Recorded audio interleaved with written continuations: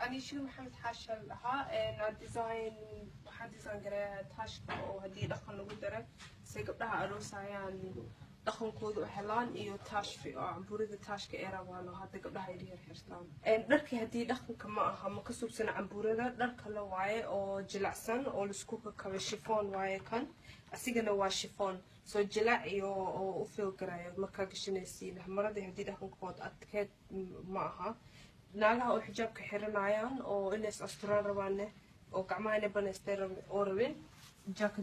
jaakada kor gashan karaan gudaha gali kartaa ama banaanka ka dhigi kartaa oo soo qaarkood cambuurada gacmo dheer waa leeyihiin xijaabkana ku xiran kartaa gabadha oo inay xijaabato u baahan